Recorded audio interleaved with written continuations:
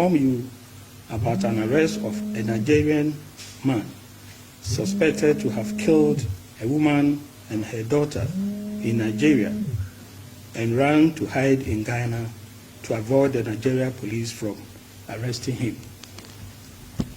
Suspect Victor Benjamin Fajemirokun, 26 years, was arrested based on an interception of a viral video, which it was being alleged that he has abducted and murdered a lady who works with the Road Safety Corps, that is Frsc, and her daughter in Abeokuta, Ogun State in Nigeria.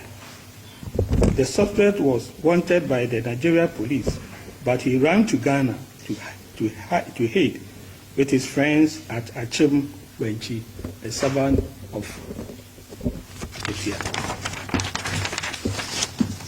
The Eastern South Regional Police Command, on receipt of the information that the suspect was hiding in his friend's house at Akotia, quickly deployed an intelligence-led operations to arrest the suspect in his hideout at Achim Wenchi in the Eastern region.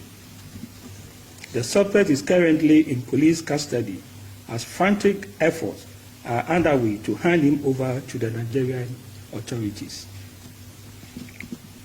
Further updates will be communicated, please.